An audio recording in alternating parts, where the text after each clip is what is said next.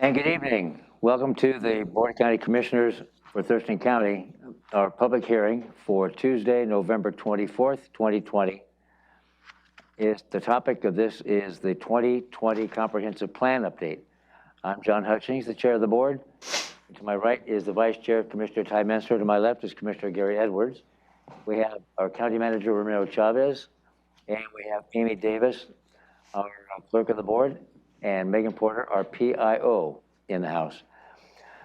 The purpose of this public hearing is to accept and consider testimony on the proposed amendments to the Thurston County Comprehensive Plan, which include mineral lands, forestry, parks, and health.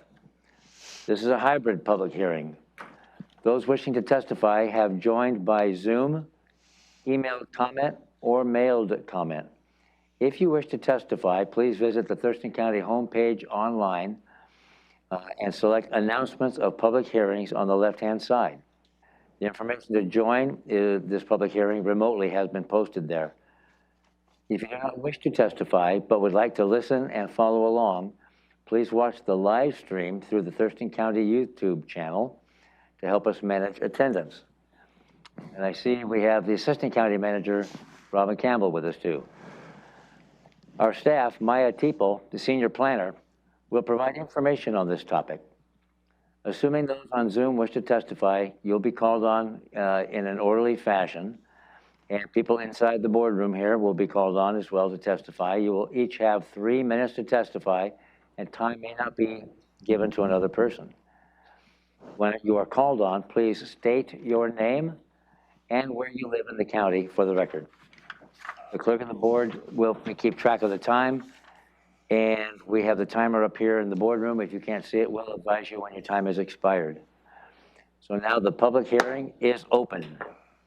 Maya Teeple will now present background information of the proposal, written comments submitted, and any additional information requested by the board. Welcome, Maya. Thank you, Commissioner. Good evening, Maya Teeple, Senior Planner with Community Planning. Tonight's hearing is to accept public comment on the proposed amendments to the Thurston County Comprehensive Plan as part of the 2020 Comprehensive Plan update. This is docket item CP1 on the 2020-2021 Official Comprehensive Plan docket. And the comprehensive plan describes the long-term vision for Thurston County looking ahead to set direction for the next 20 years. As mentioned, the proposed amendments subject to the public hearing tonight are the continuing items of the comprehensive plan update, and those include mineral lands, long-term forestry, parks, and health. More specifically, the proposed amendments that are being considered include chapters 1, 2, 3, 6, 9, 11, appendices C and D, the future land use map, the long-term forestry and agriculture map, and the designated mineral lands map. There are also several proposed code amendments to the Thurston County Code Title 17, Title 18, and Title 20 as part of the mineral lands amendments. And additionally, there are 7 parcels across Thurston County, roughly 173 acres, that are being considered and proposed for removal from the long-term forestry designation with an associated land use amendment and rezoning from long-term forestry to rural residential resource 1 to 5. On October 1st and October 15th, the board held 2 briefings to review the proposed amendments and the Planning Commission's recommendation. And at the October 15th briefing, the board directed staff to set a public hearing that included all options as well as the Planning Commission recommended options. Before the board's review began, the Planning Commission held 20 work sessions between 2017 and 2020 and held a public hearing on August 19th. Subsequently, the Planning Commission recommended approval of the amendments as presented in options A2, C1, D3 as amended, and E2 and F2 by a unanimous vote. For this hearing, a public notice was issued in the Olympian on November 3rd, and an email notice to interested parties was sent on the same day. We issued a press release on November 13th, 2020, and all properties within 500 feet of the 7 parcels that are proposed for a removal from long-term forestry were notified by mail. All draft documents were made available on the Community Planning's website before the legal notice went out. So I do want to add that we are not requesting the board make a decision after tonight's public hearing. There is a follow-up briefing scheduled for December 2nd, 2020, where the public comment that's been received tonight and written will be discussed. So going into the comments that we have received for this public hearing, the written comment period from November 3rd to November 24th as of 5:30 p.m. today, staff received 131 written comments, and all but 2 of these written comments were on mineral lands specifically. So the 2 comments that were not on mineral lands were in support of the changes to Chapter 11, which is the Health and Human Services chapter. One of those 2 comments recommended a few additional changes to the chapter based on a recent study for the Health Equity Community Health Assessment, which indicated that there's a health equity gap between Black, Indigenous, people of color, and white residents in Thurston County, and there are some recommended changes in that comment. For the mineral lands topic, we received 129 written public comments. Most of those comments, about 115 of them, were form letters that were in support of the South Sound Community Farmland Trust letter and the environmental stakeholder recommendations, which support option A1, which says do not co-designate mineral lands and agricultural lands, support a modified option D1, which would only allow expansion on undesignated lands when a park has been donated or when it's within 1,000 feet from a UGA, support a modified option E1 that requires a minimum 25% be mapped as designated in order to make a permit application, and support of the 1,000-foot criteria that exists in the designation criteria currently. There were a few additional comments that were received that touched on specific pieces. So breaking that down, support for option A1, which is do not co-designate mineral lands and agriculture, was 95% of the comments received. 89% of the comments received supported a modified version of option D1 that only allows expansion when a park's been donated or is 1,000 feet from a UGA. 89% supported a modified option E1 that would require at least 25% to be mapped as designated, and 89% supported the maintenance of the 1,000-foot separation distance in Chapter 3. There were some other comments that we received supporting other options. So roughly 6% supported option A2, which does co-designate mineral lands and agriculture. 10% were in support of maintaining the current resource use notice requirement of 1,000 feet. We only received 1 public comment that was in support of reducing that resource use notice requirement to 500 feet. 6% supported option D3, which was the Planning Commission recommendation of allowing expansion and new operations within the 1,000 feet from donated parks or up to an existing barrier in that separation distance. Additionally, there was 6% in support of option E2, where if any amount of a parcel is mapped as designated, the whole parcel can make a permit application. And 1% specified that only designated areas should be eligible for a mining permit. I do want to note that this has been a long project since 2017. We have had a lot of public comments over that time. Before the public hearing comment period with the board opened, staff had received 312 public comments on the 2020 comprehensive plan update. Roughly 11 of those were in regards to parks, 1 was on forestry, and then the remaining 300 were on a variety of different topics regarding mineral lands, such as maintaining the 1,000-foot separation distance, for or against co-designation, support of hydrogeological changes in the county code, and support of a range of options that are before you today. That concludes my remarks, and I'm happy to take any questions. I'm wondering if we should jump right into public testimony. Based on what the public has to say, that'll generate perhaps more questions, and you're sticking around, and we can ask you subsequent to public testimony. Is that all right? Okay, let's do that. Stick around, Maya. I know you will. Thank you. We'll open up public testimony right now. And is there a sign-up list for folks inside the boardroom? Yeah, the gentleman Greg? has not Okay. signed up, but he may want to provide public, I'll add him on there. Thank you. or we have to. Thank you, sir. First up is John Pettis.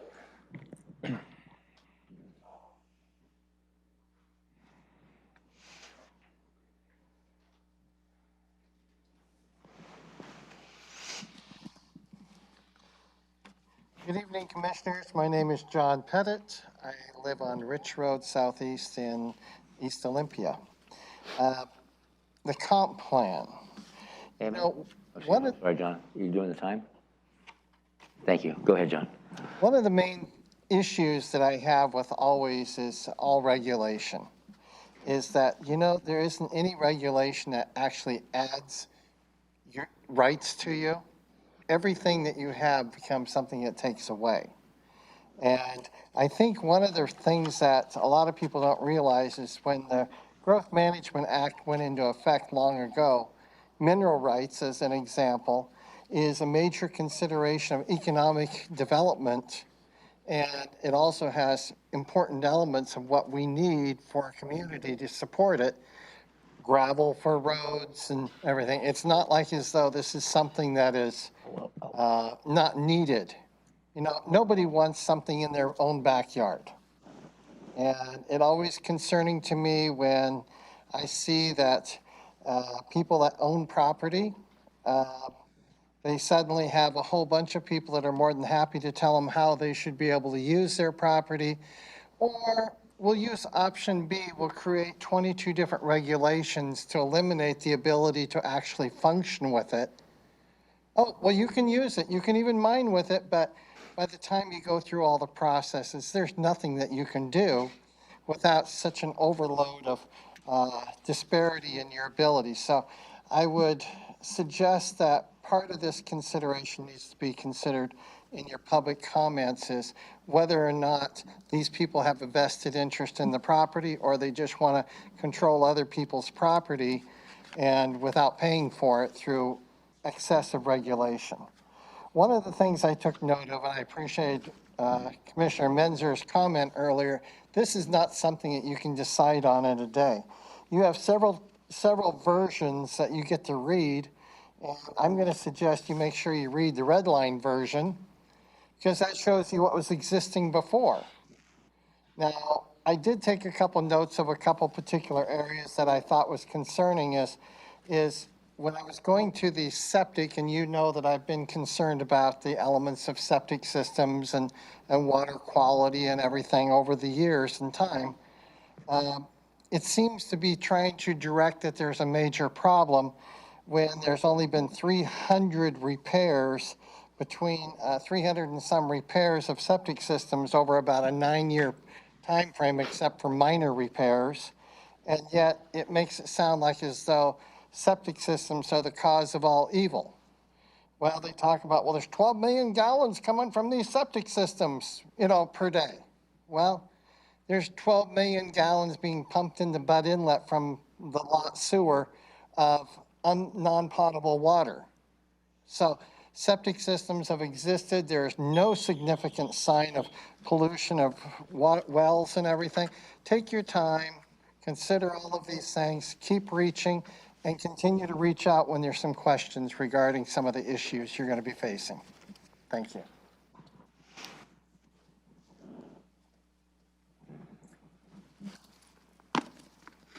Next will be Terry Ballard, followed by Greg Schoenbachler.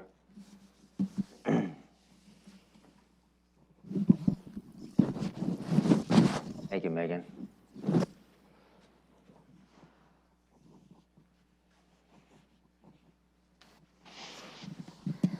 Good evening, Commissioners. My name is Terry Ballard, and I reside in Tanglewild, which is unincorporated Thurston County, Amy? like everybody else. Thank you. I currently own 2 properties in Tanglewild. Both have septic.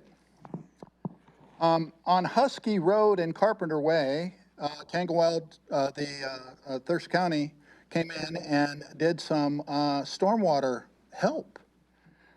There's 3 dry wells on the corner of Husky and Carpenter. I'm amazed that my septic system, is contaminating the stormwater, which goes into 3 dry wells, and it's contaminating. It's not contaminating 3 water wells run by Thurston PUD in my park, but it is contaminating Woodland Creek, That's virtually impossible.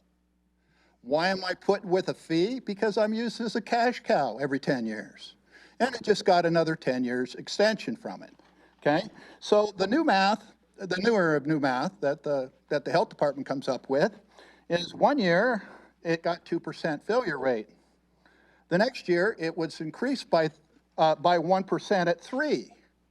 And the next year is increased by 1 more, which is 4. Did you know that 9% total, and I'm just using a figure, is all the septics are contaminating everything for that specific year? Well, 12 million gallons per day flow into Bud Inlet of contaminated effluent. Well, I would believe that this handles the shellfish. Problems with the shellfish, shutting down the shellfish. How's that for the environment? Where's the untreated sludge going? You know, it's cheaper to dump it out in Yelm, as Mr. Edwards knows, okay, than to put it on a truck and put it down and get it incinerated. Down in Oregon, it's cheaper to do that and put it into our food system. Now we go to the Maytown Rock Factory. It's a permitted rock factory currently, but Rocky Prairie, they want to make it a rock prairie. And the comment there I have is 131 people comment who are not even involved in unincorporated, who may or may not be involved with the properties surrounding them or in the Pacific City that they do, because Rock Prairie, which was supposed to be put as a transportation hub, bringing in millions of revenue into our system, is a current rock factory, and before it was a dynamite factory. I would think it'd be capped off and basically used as a train hub, but it continues to contaminate the aquifer. These comments need to be specific. They need to be surrounded by the people that actually own the property and not a bunch of outsiders coming in trying to tell unincorporated residents how they can do with their property. Thank you. Thank you. Give us a moment, Greg.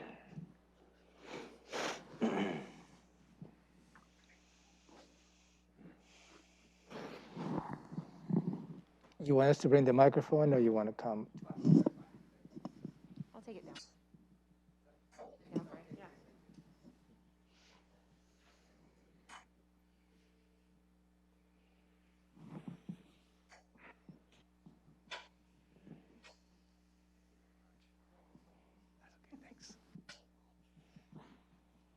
Good evening, commissioners. Can you hear me? Yeah.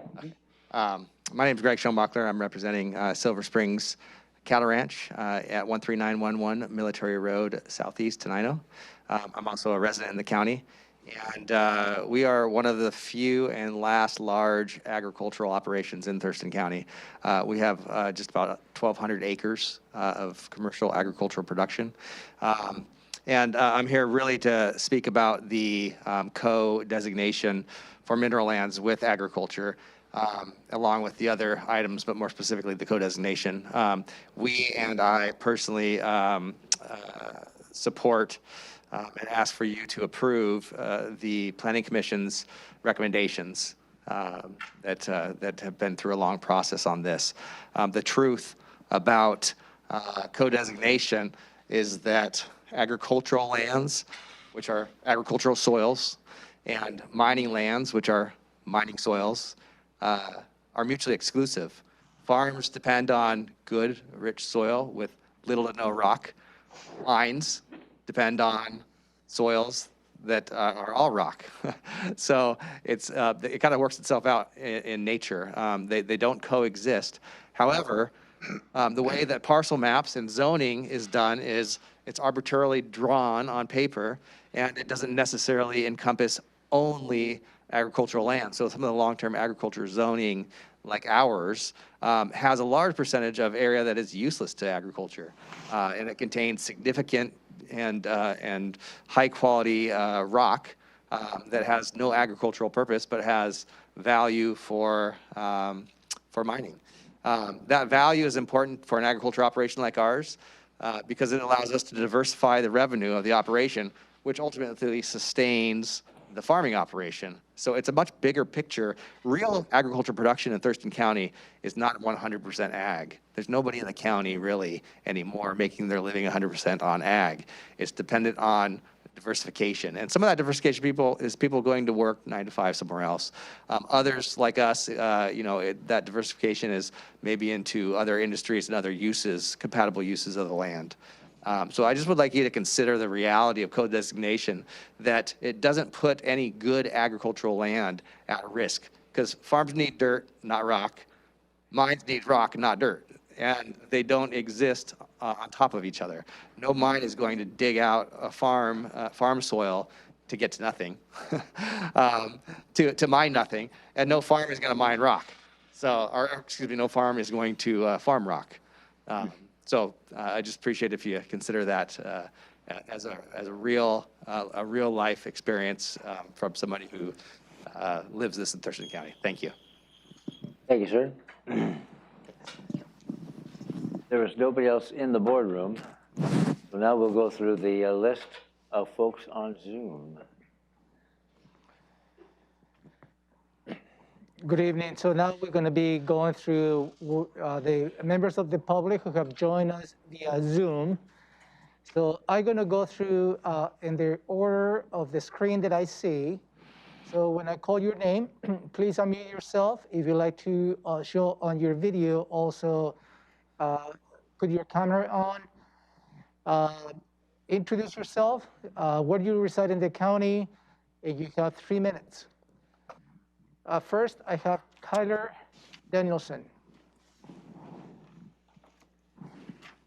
If you'd like to testify, please unmute yourself. Go ahead, you have 3 minutes. Hello. Thank you for the opportunity to comment tonight. My name is Kyler Danielson, and I'm the Land Use Project Manager for Lakeside Industries. The county has been working on its mineral lands amendments for several years now, and we're pleased to see that they're nearing the finish line. We ask that you vote to approve the amendments that were recommended by the Planning Commission. In particular, we ask that you support option D3, which allows expansion of existing mines within the 1,000-foot setback. The setback was never supported by science or data, so this is a reasonable exception to it. We also ask that you approve option E2, which considers the entire parcel to be considered designated if a portion of the parcel is designated on the map. The maps are not exact, and so this is a reasonable proposal that protects our mineral resource lands. Thanks for the opportunity to comment, and I look forward to hearing from other commenters tonight. Thank you. Thank you. Next, I have with the last digits of the phone number, 8307, and I believe last name is Farrell. Please unmute yourself.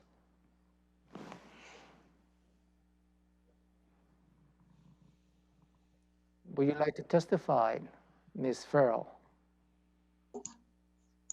Thank you. Thank you. Okay. Good evening, commissioners. Thank you for the opportunity to comment. My name is Phyllis Farrell. I live in unincorporated Thurston County. You have received written comments from me on behalf of the South Sound Sierra Club, but tonight I'm speaking to you as an individual. The goal of the MRL update is to identify and classify mineral resource lands, designate priority areas that are compatible with other land uses, and I want to emphasize to conserve through policies that ensure future uses are compatible with mining. Therefore, I'd like to urge you to adopt option A1, no co-designation. Thurston County is losing valuable agricultural land with over 140,000 acres of MRL and only 15,000 or so acres of agricultural land. There's no need to co-designate. I do want to emphasize the priority of preserving the 1,000-foot separation distance between mining operations and parks, preserves wildlife refuges and other critical areas. I strongly recommend land trust properties be included with those protections inasmuch as they are purchased with government funding, they're for the public benefit, and the primary purpose is for habitat and conservation purposes. The separation distance is necessary to protect the public enjoyment. at parks and for wildlife foraging, nesting, and to protect the water resources. I would also urge you to adopt option C1. It's really important to notify neighbors within 1,000 feet of a mining permit application. This is only reasonable, especially with the potential expansion of mining operations in rural residential areas. I urge the modified D1 compromise of expanding into the separation distance surrounding a park donated by a mining company. That seems only reasonable. And for an existing mining operation, not a new one, to expand into the separation distance from an urban growth area. And I also urge you to adopt a modified E1 of at least 25% of an individual parcel be designated in order to receive a permit. And in the case of multiple contiguous parcels, 25% of the combined property be designated. We need a clear county code stating the minimum MRL on a property to accept a permit application. Thank you very much for your consideration and good night. Thank you. Thank you, Phyllis. Next, I have Ms. Loreta Cednan.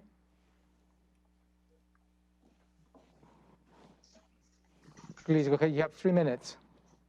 Hello, this is Loreta Cednan. I live in Southeast Olympia. The decisions before you tonight related to mineral resource lands could jeopardize agriculture and our local environment, but sensible restrictions on the mineral resource lands can balance the requirement to have mineral for our county's good and protect our farms and the environment. I'm speaking tonight about your decisions A, D, and E. Regarding A, I join the many people that Maya told you already wrote in to ask you to support option A1, no co-designation of mineral lands and agricultural lands. And on the D and E, I ask you to choose the modified options that several of us have been working on for some time to try to indicate that were not on the table when the Planning Commission made their decision. But they support choices, and the Planning Commission supported the choices that the mining community put forward. On the D topic, where we're asking whether or not you can expand into undesignated land, I ask you to support a modified D1, and D1 says limit mining expansion. But there were 2 places where the mining people said, try these, let's do these. And we say, yes, allow those reasonable requests of the mining community. One is where they've donated a park, and the other is in the urban growth area. So those are the 2 modifications that many people in the community have said that they want to have. And then in the E area, I ask you to support the idea of the requirement that 25% of a particular parcel be designated in order to get a permit. Now, if you do that, and I also ask you to make sure that you write into that the 1,000-foot separation for parks not be violated, with that one exception that the industry asked for, and that is a donated park.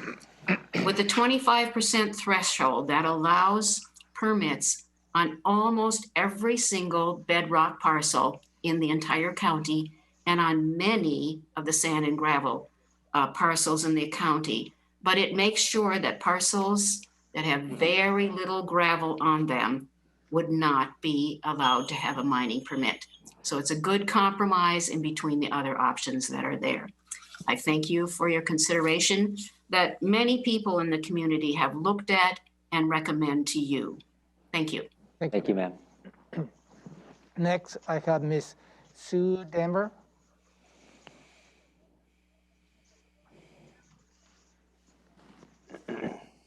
Would you like to testify this evening, Ms. Sue Denver?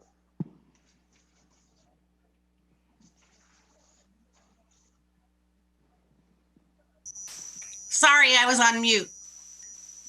Okay. Can you hear me now? Yes, you have 3 minutes. Okay. I'm representing Black Hills Audubon Society. I live off of Alpine, in the Alpine area off of Delphi in unincorporated Thurston County. I support what Loreta and Phyllis Farrell have said. I have also put in written detailed comments about a week ago. And so I'm going to be talking a little bit different subjects than what I put in that written comment. Please refer to that written comment. This public hearing is about mineral resource lands. Black Hills actually thinks it's about the future character of Thurston County as well. This picture is of Smith Prairie near Lake Lawrence. The little white dots you see out there are trumpeter swan. This particular day, there are 24 rare swans out there and green-winged teal. Local residents drove by, stopped to talk to us and said they enjoyed going out in this area. I wonder and worry that this and similar areas in Thurston County might become huge gravel mines. Thurston County is observing a dramatic increase in demand for its open space. Black Hills' priority is to protect the health of county's beautiful and diverse conservation lands, but our vision is broader than that. Commissioners, Black Hills asks that your decision on the update provide a balance in the protection of Thurston County's diverse natural resources, its rural character, healthy conservation lands, long-term agricultural lands, and gravel resources. What is unnerving almost is that no one dares to conjecture how extensive mining could be in our county. Will our county end up supplying gravel-limited Pierce and King counties as well as our own?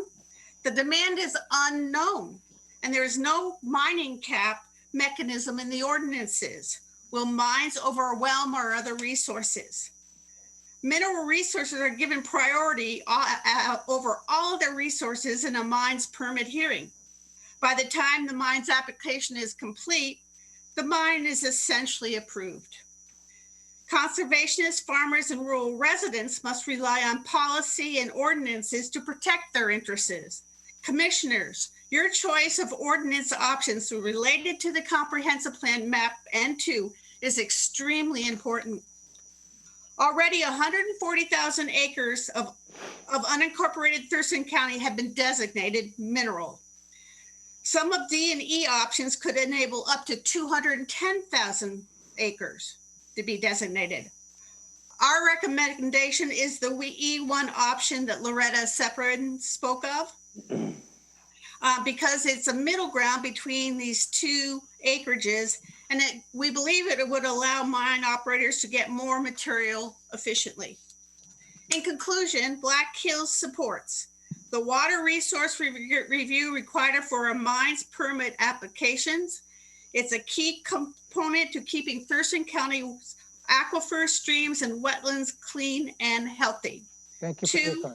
Thank you, The ma'am. long-established separation distance, excavation is not allowed in the separation distance. Sue? The groundwater pathway. Ma'am, please, Sue? your time is up. Please wrap up. I have one sentence. The groundwater pathways which support Okay, our then. sensitive conservation lands would remain functionally intact. Great. Thank you. Thank you. Thank you very much, Sue. Maya, can you stop sharing your screen? Thank you. Next, I have Mr. Doug Ma. Doug, please meet yourself. Good evening, Commissioners. For the record, my name is Doug Ma. I reside on Kinsale Lane Southeast in the Olympia Urban Growth Area. So this evening, I am here on behalf of Thurston Thrives. And so thank you for the opportunity to provide comments on the proposed comprehensive plan amendments for the health chapter. So as was stated earlier, this fall, Thurston Thrives reviewed the local health equity community health assessment.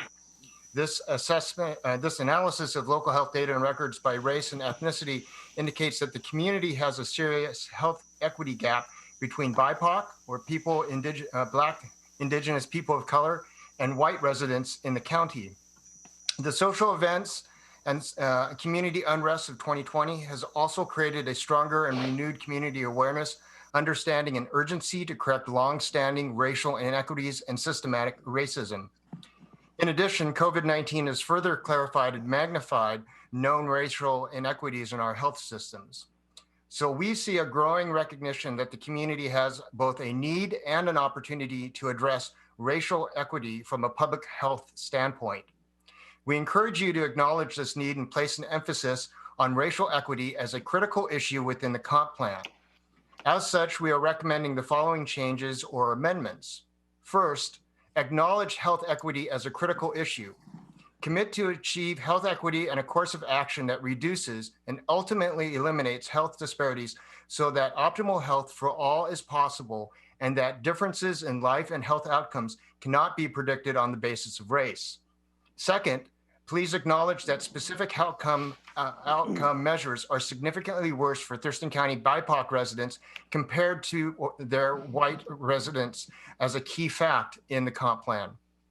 Third, acknowledge that systemic racism in the access to health services prevents the community as a whole from achieving optimal health for all, and that eliminating this is a public health priority.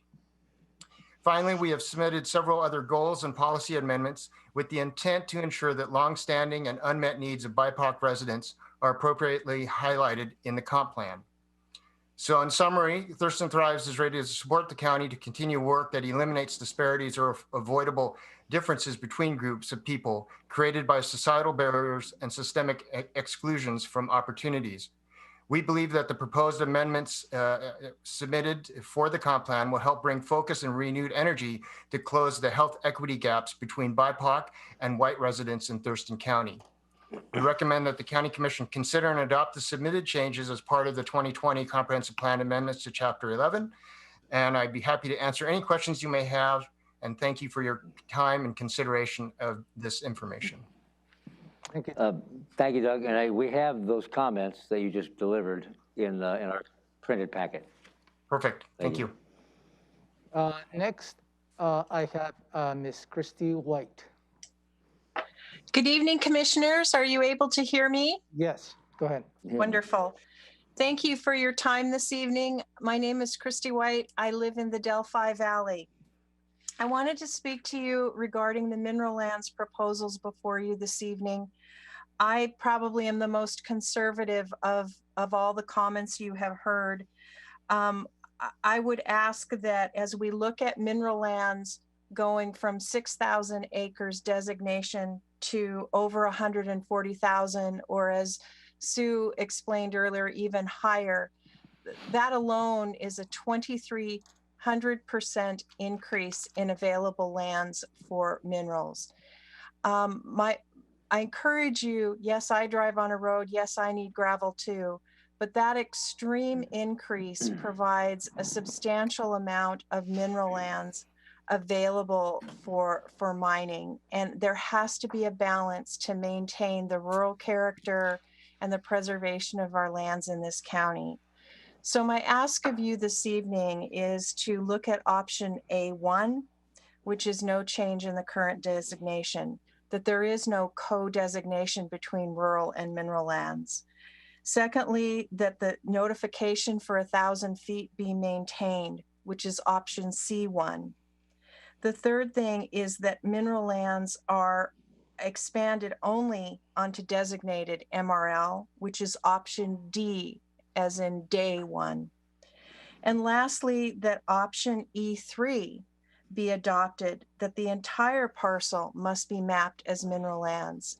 However, given that there needs to be a middle ground, I would also support what Loreta and Sue and Phyllis have indicated, that at the very least, a 25% designated site for any sort of mineral lands mining. So again, it's a tough road. Maya and her team did a remarkable job trying to pull all of this together, but the extreme of moving from so little to so large so quickly, and the long-term impact that it would have on this county has to be considered in your decision. Thank you very much. Thank you. Next, I have Megan? Mr. Ryan Megan, Savage. can you get one more? All right, am I on? Yes, go ahead. Hello, my name is Ryan Ransavage. I'm speaking on behalf of Miles Sand and Gravel. We have facilities in Grand Mound, Tenino, Lacey, and unincorporated Thurston County. This process, as a lot of you are familiar with, started 3 years ago. We've had 20 some sessions and countless hours reading through data and information to understand and debate the best way forward for Thurston County. Most of the information available was generated through AESI's geologic study for the county. I applaud the county to take this step. Having good data to make decisions on is extremely important in this instance. Economic reserves of sand and gravel are a non-renewable resource, at least not on the timescale we're used to. So having these resources be protected is an important step for the future of Thurston County. We're in support of the Planning Commission's recommendations. We feel that after the 3 years, 20 sessions, and many, many hours of reading and discussing this, that those are most representative and the best path forward for Thurston County. This designation would only allow for the submittal of a permit, so all of the environmental concerns would be able to be addressed on the site level. We think this is the most appropriate way for any sort of permit condition. So the information gathered and generated is most appropriate and most accurate for those locations.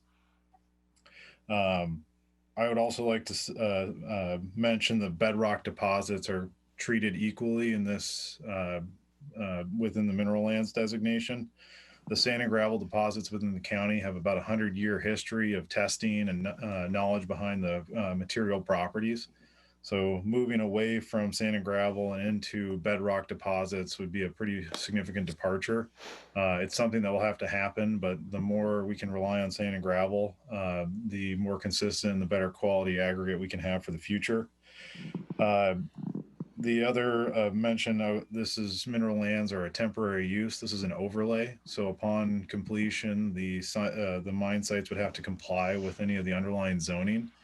As you know, temporary is a 20-year use for a mine site is a long time, but eventually that'll have to be reclaimed or returned to what the county sees fit for that land use post mining. And finally, the co-designation. We're in support of co-designation. The GMA requires the county provide information prioritizing the commercial long-term significance of one mineral or one resource land designation over another. And we feel at this point the county does not have that information, so we support the dual designation. After that, I think everyone here has heard these points enough. Just to summarize, we're in support of the Planning Commission, and I appreciate the time and the commitment of everyone involved. Thank you, sir. Next, I have Ms. Taylor Rigardo. Go ahead, Taylor. Good evening, commissioners. My name is Taylor Rigardo, and I'm representing Thurston Thrives. I thank you all for your time, and I would like to provide a few comments on the health chapter. We appreciate the recognition that Thurston Thrives is a part of the infrastructure to improve our community's health. We support the inclusion of Thurston Thrives in the amended comp plan, and we encourage the commissioners to retain the reference to Thurston Thrives. Thurston Thrives organization is uniquely situated to assist in achieving greater health equity for our Black, Indigenous, people of color that call Thurston County their home. Fundamentally, we believe that all groups, regardless of race, should have access to health resources and opportunities necessary to improve the quality of their lives. Thurston Thrives is proud to support the goal of a health equity, thriving community for all, and we are proud to be a part of this community. Thank you for your time. Thank you, Taylor. Thanks, Taylor. Next, I have Mr. Mark Hancock.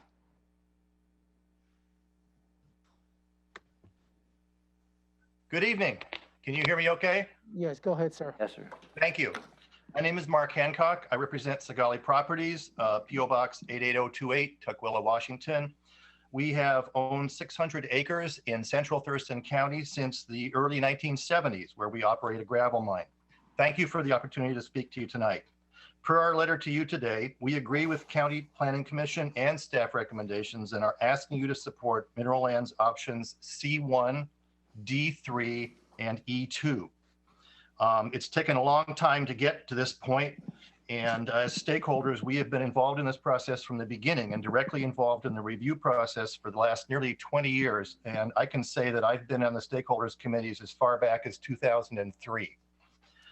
I'd like to focus for a minute on the 1,000-foot separation distance issue. At nearly a quarter mile, it is not a buffer, it is not a setback for any specific situation. Option D3 represents the best compromise for dealing with the 1,000-foot separation distance requirement at this time, as worked out in the stakeholder meetings and with county staff and the Planning Commission. The 1,000-foot distance is extreme, it is random and arbitrary, it has never been fully agreed on in stakeholder committees, and we've been there. It's not based on science or the physical characteristics of the proposed mine or surrounding lands, and as such, it is also subject to challenge in court as a taking. Option D3 is the best solution for the county to manage expansion of existing mines rather than force new mines into new neighborhoods, which is something you really don't want to do. It especially makes sense to stop in D3, to stop the separation distance where it's blocked by existing disruptors like roads, railroads, and structures that are within it, existing within it, where it would then become pointless. Keep in mind that no two mines are alike, no two parks are alike, and each situation is unique. One size does not fit all. The permit phase is where the details are worked out according to the real physical conditions, not imagined ones. Additionally, mines are subject to review and compliance with very strict federal, state, and local regulations. There's much more detail to this, as you well know, and we've attached some of that for your help in our letter today. And I urge you to listen to staff and your Planning Commission, as they have been working on this complicated project for many years. They understand what's on the ground, what's in the ground, and are best equipped to guide you through it. And thank you again very much for the opportunity tonight. Thank you, sir. Thank you. Next, I have Ms. Mary Castle.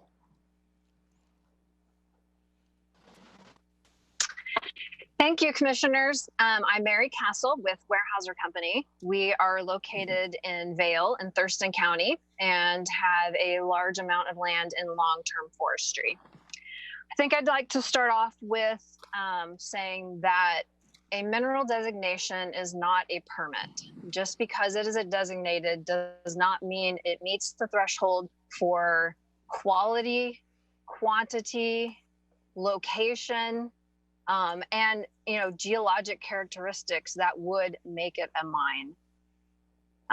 When this study was done, it was done at a high level with the best available science, but that best available science still lacks the ability to delineate good geologic sources down to even, a half a mile status. It doesn't delineate between quality, it just delineates possibility. And so when we look at the amount of acres and where they are designated, I would like to recommend that any amount of a parcel that is designated makes the whole parcel designated. Another reason for this is that when we look at the possibility of new mines, we're going to want those new mines to be farther from populations and other conflicts as possible. And so we're going to be looking at larger parcels. And when you look at large parcels that are, a section in size, 640 acres, you're asking that over 150 acres of that parcel be designated before you can even consider a mine. So I'd also like to address the 1,000-foot separation distance. We had several compromises that we have been working on, and we've been involved as a company as well for 3 years, over 3 years. And those compromises were discussed and hashed out with each parties. And we had discussions, long discussions with staff and with the Planning Commission to get to the recommendations that the Planning Commission unanimously voted for and asked for. So we are in support of what the Planning Commission has recommended and hope that you will also consider those. Thank you. Thank you. Thank you. Next on the screen, the last name is truncated, so I start with the first two names. Miss Chris Ann, and last name starts with T-O-M.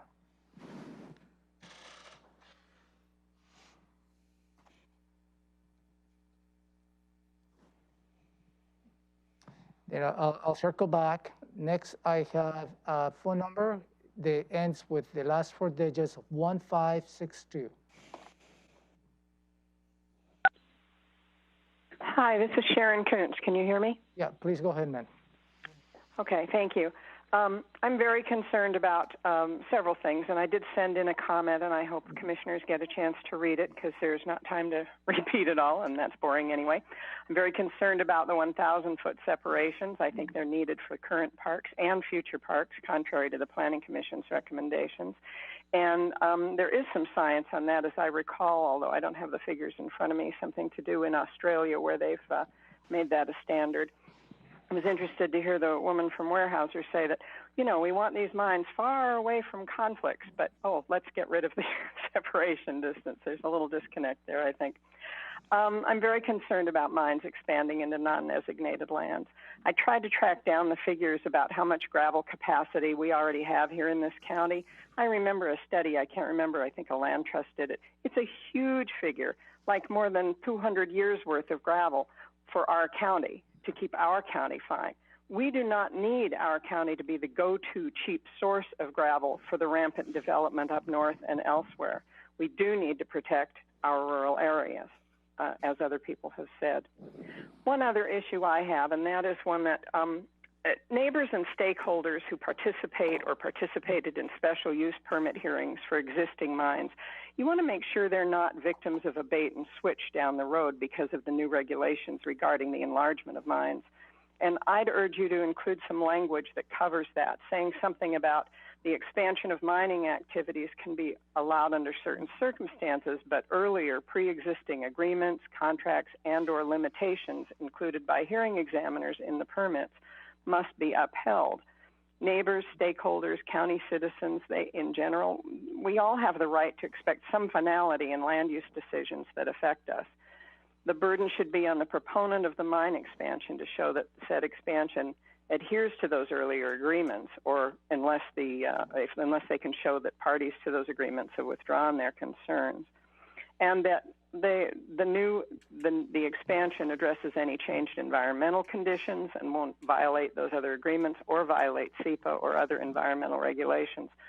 One quick thing on that, I don't know if you know how casually sometimes a determination of non-significance or mitigated determination of non-significance is issued by staff, and then the onus is completely on the public to spend a whole bunch of money to appeal something like that, when in fact I think it's the county's duty to investigate the ramifications of a permit before they issue it. Saying something has non-significance when it's huge is kind of ludicrous. I think that's it for me. I don't see my time. I don't know how much there is, but thank you very much. And thanks especially to Maya, who's been really helpful in putting this all together. Oh, one other comment. You'll notice they talk about how long they've been in these meetings, but not one compromise was mentioned with the environmental and agriculture community. They came up completely with what the industry wanted, and I think that's telling. Thank you. Thank you, ma'am. Let me circle back to Ms. Chris Ann, and the first 3 letters of the last name is Tom, T-O-M. You'd like to testify this evening? Probably not. Next and last, we have county staff, Chris Hawkins. You'd like to testify tonight?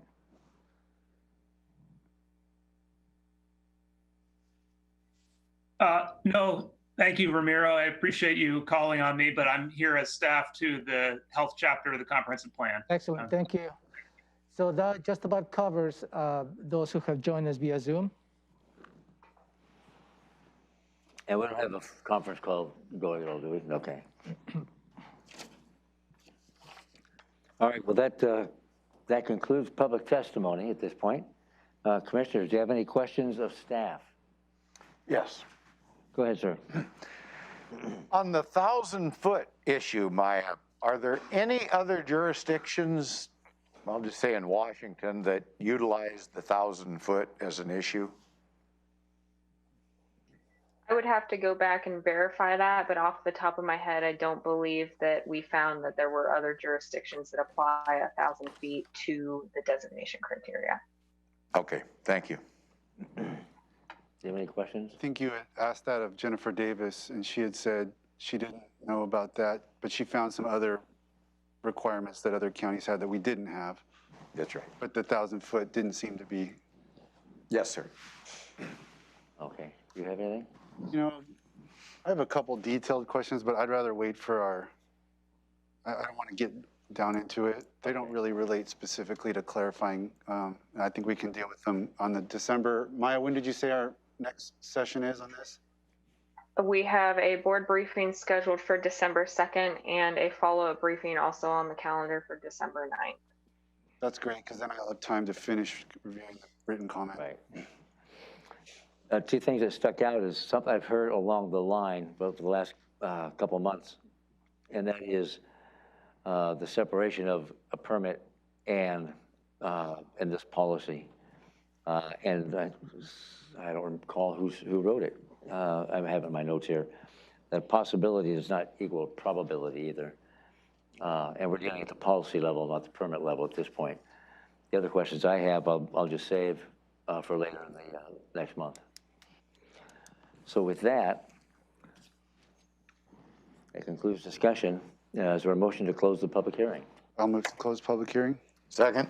It's been moved and seconded to close this public hearing on the 2020 Comprehensive Plan Update. Any discussion on the closure? No, sir. Nope. All in favor, say aye. Aye. Aye. This public hearing is closed. Thank you. And we're adjourned.